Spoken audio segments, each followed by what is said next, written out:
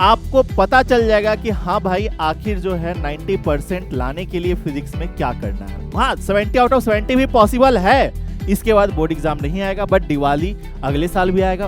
अब आपके दिमाग में ये चलना चाहिए कि हमें पढ़ना क्या है जो कि इंपॉर्टेंट है, जिसको करके आप 70 आउट ऑफ 70 स्कोर करोगे। लेकिन वो 9 चैप्टर कौन कौन से हैं, ठीक है? तो अभी इनफ टाइम है आपके पास। हेलो एवरीवन, कैसे बच्चों पार्टी? बढ़िया एकदम, क्या हाल चाल? तो बच्चों आज की इस वीडियो में आपको बहुत ही ज्यादा इंपॉर्टेंट चीजें मैं बताने वाला हूं।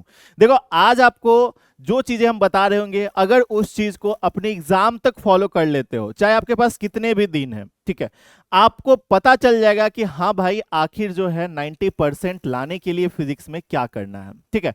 तो आइए देखते हैं वीडियो को आगे। उससे पहले मैं बता दूं कि जैसा कि आपको पता है कि फिजिक्स एक ऐसा सब्जेक्ट है जिसमें कि आपका 70 नंबर का थ्योरी पेपर होता है और 30 नंबर का प्रैक्टिकल पेपर होता है, ठीक है? तो जो प्रैक्टिकल पेपर है वो तो आपको स्कूल में मिलेगा, आपके कॉलेज में मिलेगा, ठीक है?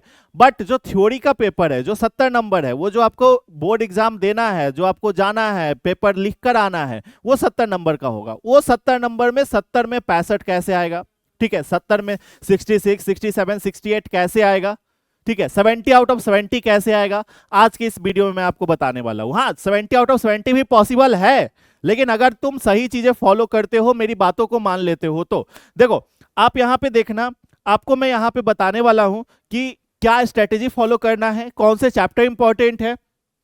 सबसे पहले जो आपको दिन है, आपको पता है कि अभी सितंबर आपका चल रहा है। आज इस वीडियो को हम रिकॉर्ड कर रहे हैं 6 सितंबर को। हो सकता है ये वीडियो आपको मिले 7 सितंबर को या 8 सितंबर को, ठीक है? बट चीजें ये हैं कि आपको अगर ये वीडियो मान के चलो 8 सितंबर को मिलता है, ठीक है, तो आप तक जो है ये वीडियो कब पहुंच रहा है? हो सकता है 8 तारीख को आप देख रहे हो सकता है 9 सितंबर को देख रहे हो, या हो सकता है 10 सितंबर को देख रहे हो, ठीक है? या हो सकता है 15 सितंबर को देख रहे हो, या हो सकता है कि 1 अक्टूबर को देख रहे हो। बट कभी भी देख रहे हो इस वीडियो को, कभी भी आप तक ये वीडियो पहुंच रहा है, आपके लिए बहुत हेल्पफुल होने वाला है। ध्यान से सुनना। क्या देखो, अभी मैं आपको सितंबर से लेके चलता हूं। सितंबर है अभी, सितंबर से अक्टूबर, अक्टूबर से नवंबर, नवंबर से दिसंबर, दिसंबर से जनवरी, और जनवरी के बाद एग्जाम। सिंपल। जनवरी खत्म होगा, एग्जाम स्टार्ट हो जाएगा। फरवरी आने का फरवरी का वेट ही आप करते रह जाओगे, भाई फरवरी आ रहा है, फरवरी आ रहा है, एग्जाम फरवरी, 1 फरवरी, 2 फरवरी, ठीक है? 1 फरवरी को शायद संडे है इस बार, तो हो सकता है 2 फरवरी से एग्जाम हो आपका, ठीक है? तो वही चीज है, फरवरी स्टार्टिंग में ही आपका पेपर आ जाएगा। मतलब आपके पास समय है सितंबर, अक्टूबर, नवंबर, दिसंबर, जनवरी। अगर काउंटिंग के अगर डे गिनोगे, मतलब कितने दिन है, तो अगर देखोगे तो मान के चलो सितंबर में 20 दिन बाकी है, ठीक है? इधर 30 30 30 30 है ना? बट इसमें भी आपको रिवीजन करने का भी समय चाहिए। चलो अब अगर आप देखो तो भैया आपके पास जो है टोटल 140 दिन है अभी, सितंबर से लेकर जनवरी तक के, ठीक है? 31 जनवरी तक 40 दिन, 140 दिन। इसी 140 दिन में आपको फेस्टिवल भी मनाने हैं। अभी दुर्गा पूजा आएगा, अभी छठ पूजा आएगा, दिवाली आएगा, ठीक है? बहुत सारे फेस्टिवल्स भी आएंगे। तो ये सारे फेस्टिवल्स भी हैं, इन सब फेस्टिवल के छुट्टी रहेंगे, आपके गांव जाओगे, ठीक है? तो इसी 140 दिन में आपको ये सारी चीजें भी करनी है। लेकिन फिर भी आपको मैनेज क्या करना है आप सोच लो, क्योंकि भाई पढ़ना है। ये आपके पास बोर्ड एग्जाम एक बार आया है, इसके बाद बोर्ड एग्जाम नहीं आएगा, बट दिवाली अगले साल भी आएगा, उसके अगले साल भी आएगा, छठ पूजा भी अगले साल आएगा, उसके अगले साल आएगा। लेकिन हाँ, ये आपका बस एक बार आया है, तो इसको आप त्योहार की तरह लो, एकदम फोकस हो जाओ अभी से, क्योंकि जो अभी से फोकस होता है वही टॉप करता है। तो 140 दिन आपके पास बाकी है, ठीक है, गिनती के।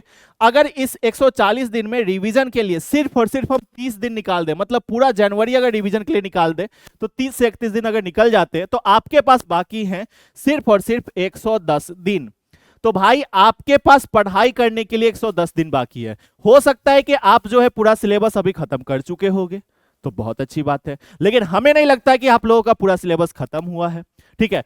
हम जहां तक बच्चों से पूछे हैं, कुछ बच्चों से सर्वे किए हैं, तो हमें पता चला कि उनका सिलेबस 0% कवर है, उनका सिलेबस 10% कवर है, उनका सिलेबस 20% कवर है। वो अभी तक किताब को हाथ भी नहीं लगाए हैं। आप किस कैटेगरी में है कमेंट करके बता देना। क्या आपका सिलेबस 10% कवर है, 20%, 30%, कितना कवर है? जल्दी से बता देना कमेंट बॉक्स में, ठीक है?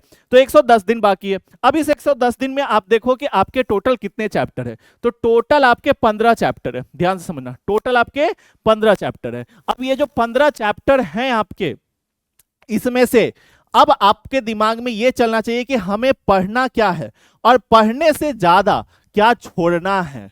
ठीक है, पढ़ने से ज्यादा इंपॉर्टेंट ये है कि हमें छोड़ना क्या क्या है। ठीक है, तो आपके इंपॉर्टेंट चैप्टर सिर्फ 9 चैप्टर है, टोटल 9 चैप्टर आपके ऐसे हैं, 9 ऐसे चैप्टर्स हैं जो कि इंपॉर्टेंट है, जिसको करके आप 70 आउट ऑफ 70 स्कोर करोगे। लेकिन वो 9 चैप्टर कौन कौन से हैं? ठीक है, उससे पहले समझो यहां पे कि भाई हमें कितने चैप्टर पढ़ने हैं। अगर मैं बताऊं कितने चैप्टर पढ़ने हैं, तो भाई एक बात ध्यान में रख लो, सिर्फ 9 चैप्टर अभी से पढ़ो। अभी से सिर्फ 9 चैप्टर के पीछे लग जाओ। कौन से 9 चैप्टर मैं बताऊंगा, लेकिन उससे पहले समझो आपके पास 110 दिन था। ठीक है, अगर इसको 9 से डिवाइड करोगे तो कितना आएगा? बताओ कितना आएगा? 9 1 जा 9। ठीक है, फिर एक बच गया, 9 1 जा 9 पॉइंट समथिंग। समझो कि 11 दिन, 11 डेज। कितने के लिए? एक चैप्टर के लिए, है ना? यही ना यार, 11 पॉइंट समथिंग, मतलब मान लेते हैं 11 डेज, है ना? मतलब भैया कि आपके एक चैप्टर के लिए 11 दिन है आपके पास। एक चैप्टर कंप्लीट करने के लिए 11 दिन बहुत होते हैं। ठीक है, एक चैप्टर कंप्लीट करने के लिए 11 दिन बहुत होते हैं, समझ रहे हो ना? और हाँ, एक और चीज फॉलो करना है, मैं आपको बताऊंगा, अभी वीडियो में बने रहना। ठीक है, तो एक चैप्टर के लिए 11 दिन है। मैंने इस एक चैप्टर को, अगर मैं बताऊं कि बैचेस में अगर बात करें, तो उसमें सिर्फ और सिर्फ मैंने खत्म कर दिया है इसको 8 लेक्चर में। ठीक है, 7 या 8 लेक्चर में खत्म कर दिया। तो भाई सोचो ना, 7-8 लेक्चर मतलब 7 दिन, 1.5 घंटे का लेक्चर है, 7 दिन, 1.5 घंटा पढ़ेंगे, 7 दिन में कंप्लीट हो जाएगा। बाकी का जो 4 दिन बचेगा उसमें रिवीजन करेंगे, उसमें याद करेंगे। सिंपल सा बात है। तो अभी इनफ टाइम है आपके पास, लेकिन आगे चल के आपके पास टाइम नहीं रहेगा, आपके पास इनफ टाइम नहीं रहेगा, इस बात का ध्यान में रखना। ठीक है, तो एक चैप्टर के लिए 11 दिन है, टोटल 9 चैप्टर आपको पढ़ना है, ये बातें समझ लो। और जो मैंने आपको बोला कि किस बात को ध्यान में रखना है, तो देखो आप लोग में से बहुत सारे ऐसे बच्चे हैं जो कि अभी से वन शॉट खोज रहे हो। भाई वन शॉट से चैप्टर कंप्लीट करने का अगर सोच रहे हो तो सबसे बड़े मूर्ख हो आप, फेल हो जाओगे, सच्ची बता रहा हूं, फेल हो जाओगे। चैप्टर वन शॉट से चैप्टर कंप्लीट नहीं करना है। वन शॉट से बाबू मेरे, मैं आपको बता दूं, वन शॉट से चैप्टर कंप्लीट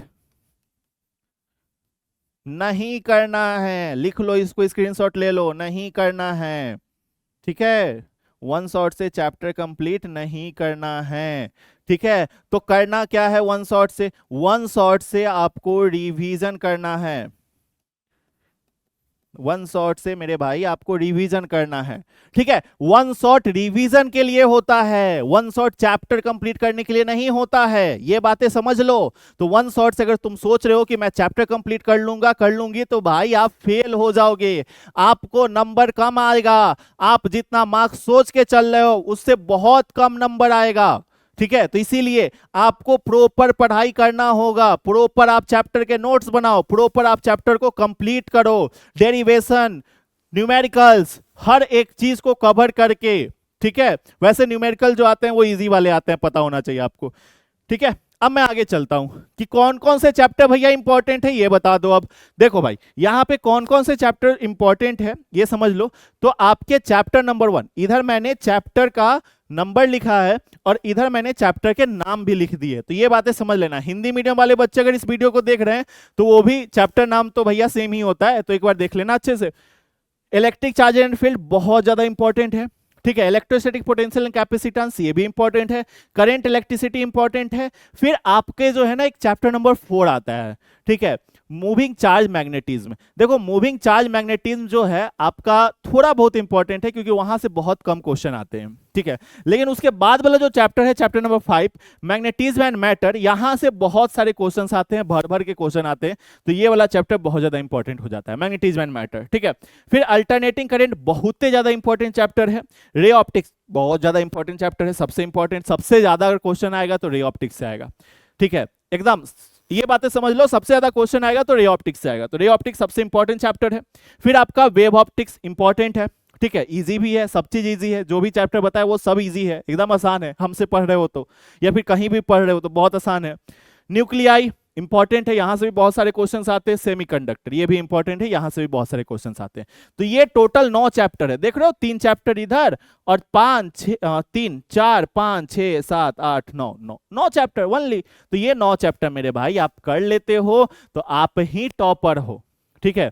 आप ही यहाँ पे मेरे साथ यहाँ पे खड़ा होकर लड्डू खाओगे, मिठाई खाओगे, ठीक है। लेकिन हाँ, अगर तुम कंप्लीट करते हो ये 9 चैप्टर अच्छे से तब, तो भाई एक बार जो है जोड़ लगा दो, सोच लो मन में कि यही मेरे पास अंतिम मौका है, मैं कर सकता हूं, मैं कर सकता हूं, मैं कर सकता हूं और मैं करूंगा, ठीक है। और ये मत सोचो कि कब से स्टार्ट करेंगे, अभी ही सही समय है स्टार्ट करने का, अभी से स्टार्ट करो, वीडियो बंद करो, जाकर स्टार्ट कर दो, बस हो गया, ठीक है। तो यही चीजें हैं। अब देखो इन 9 चैप्टर में से कितने कितने क्वेश्चंस आते हैं, कौन कौन से क्वेश्चंस आते हैं, अगर ये आपको जानना है तो नीचे कमेंट करके बता दीजिएगा, हम आपको जो है आगे के नेक्स्ट वीडियो में इसी के ऊपर दे देंगे, ठीक है। आपको बता दिया जाएगा कि कैसे जो है कौन से चैप्टर से कौन सा क्वेश्चन इंपॉर्टेंट है, कितने कौन से चैप्टर से कितने मार्क्स से क्वेश्चन आते हैं, हर एक चीज बता दिया जाएगा।